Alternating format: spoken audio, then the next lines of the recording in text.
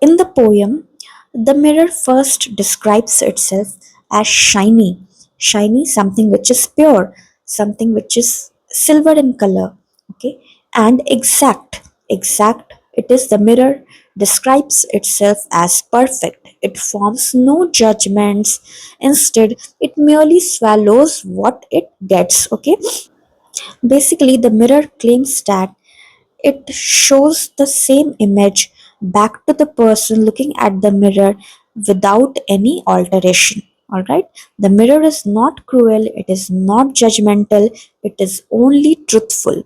It considers itself a four cornered eye of a god. It is so pure that it is comparing itself to God, which sees everything for what it is.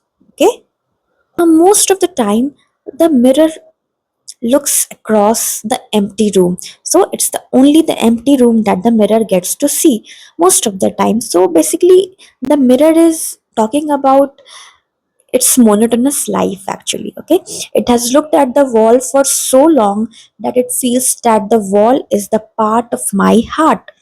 The image of the wall is interrupted only by the people who enter the room or when they come to look at themselves in front of the mirror.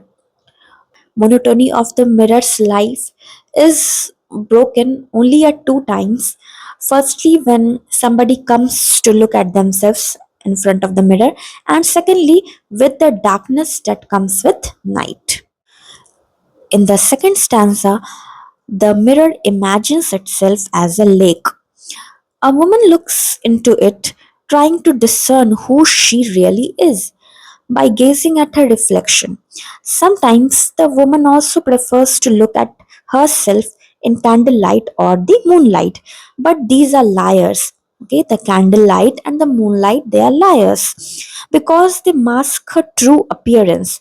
Only the mirror or the lake here gives her a faithful representation of her. Okay, the woman cannot refrain from visiting the mirror over and over again every morning.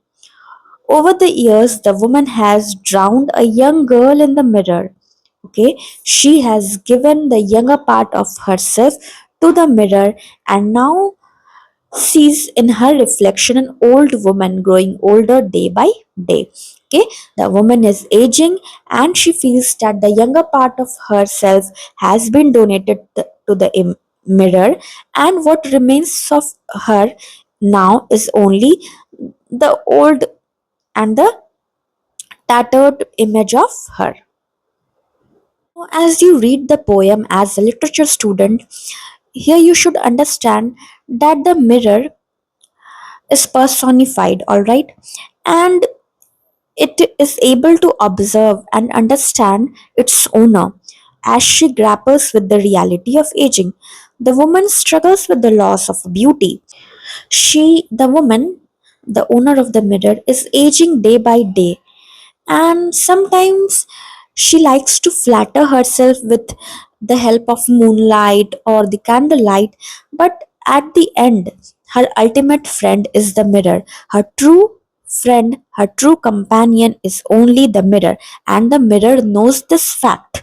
Okay, even though the woman, uh, the mirror actually is the cause of tears of the woman, but it feels that it is only the true comforting friend of the woman. Some critics view that by seeing her image in the mirror, the woman actually becomes aware, very consciously aware of the distinction between her inner life and her outer appearance. In fact, after the suicide of Sylvia Plath, in the year 1963, many critics they concluded that the poem is actually the reflection of her duality, the dual life that she was leading.